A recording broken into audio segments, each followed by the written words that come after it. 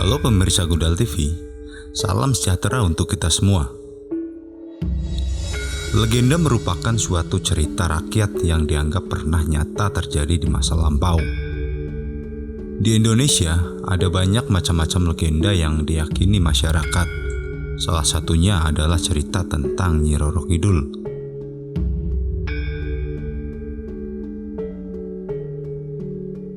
Nyi Roro Kidul merupakan salah satu cerita rakyat yang melegenda, khususnya masyarakat Jawa.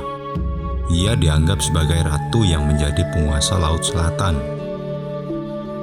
Cerita dari Nyi Roro Kidul sudah terjadi sejak dahulu kala, menjadi sebuah teka-teki. Terkait asal-usul, misalnya, ada banyak sekali versi yang menceritakan di mana Nyi Roro Kidul berasal. Versi yang paling banyak dibicarakan adalah tentang Nyi Roro Kidul sebagai putri keturunan raja dari Kediri. Versi lain meyakini Nyi Roro Kidul sebagai keturunan Raja Airlangga dari Kahuripan.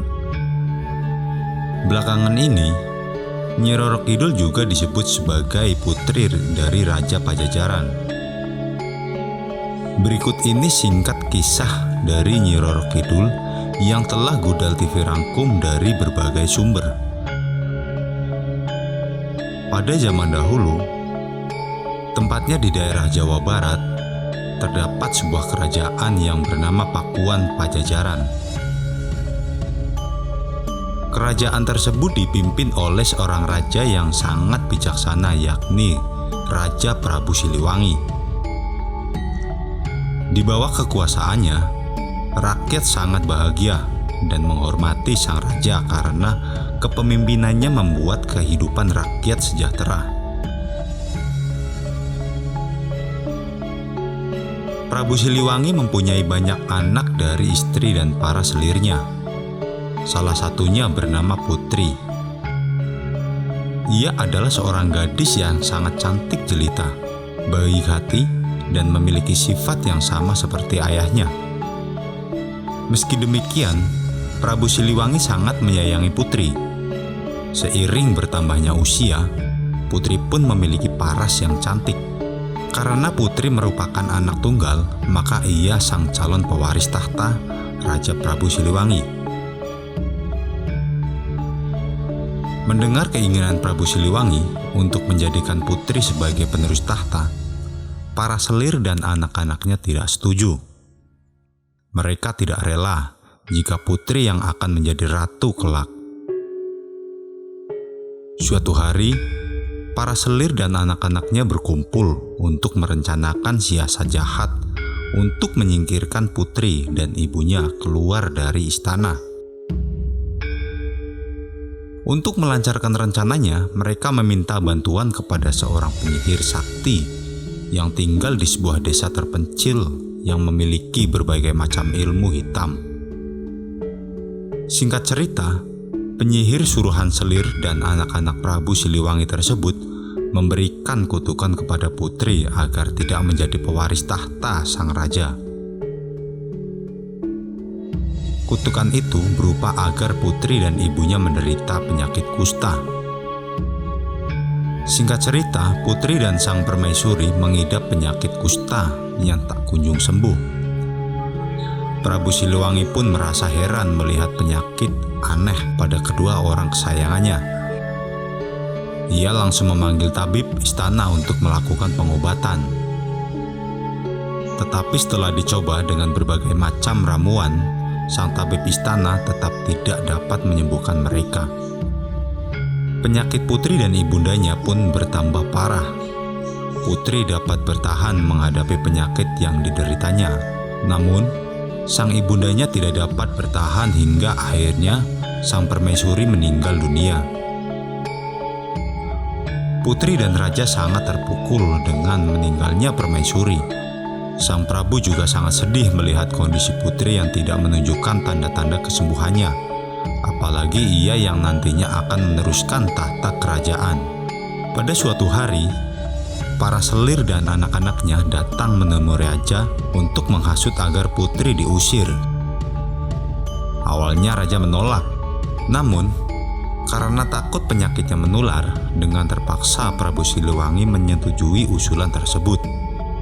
Tanpa sepengetahuan raja, putri yang mendengar pembicaraan tersebut sangat kecewa dan memutuskan melarikan diri dari istana. Dalam suasana hati yang sedih, bingung, dan tidak menentu, putri berjalan keluar dari istana tanpa tujuan yang pasti. Selama berhari-hari ia berjalan tanpa arah hingga akhirnya tiba di pesisir pantai selatan Pulau Jawa yang memiliki banyak batu karang dan ombak besar. Di salah satu batu karang ia beristirahat hingga akhirnya tertidur karena kelelahan. Dalam tidurnya, putri bermimpi dan mendengar bisikan goib yang menyuruhnya lompat ke laut demi kesembuhan penyakitnya. Putri pun terbangun dari tidurnya. Ia lalu merenungkan kata-kata gaib tersebut karena ragu apakah suara itu merupakan suara makhluk gaib atau hanya orang iseng yang membisiki saat ia tertidur. Tetapi setelah melihat keadaan sekitar dan tidak ada siapa-siapa, putri meyakini bahwa suara tersebut adalah bisikan gaib. Meyakini bahwa bisikan gaib itu, putri segera melakukan yang diperintahkannya.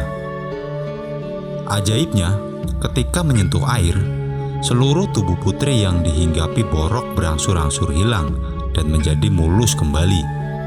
Kesembuhan putri tidak membuatnya kembali ke istana.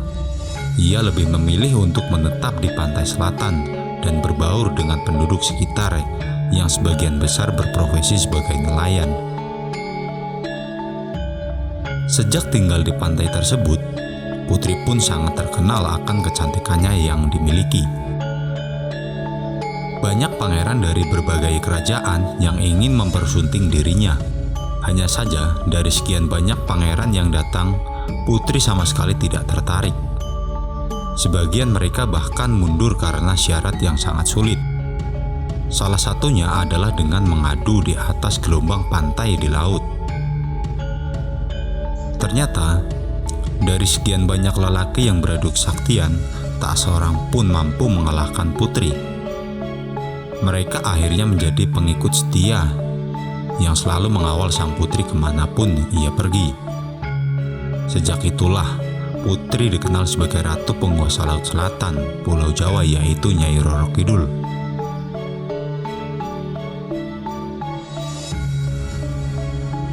Sekian pembahasan tentang Nyai Roro Kidul kali ini. Jangan lupa untuk selalu dukung channel kami, yaitu dengan cara like, subscribe, dan komentar yang positif. Terima kasih untuk semuanya.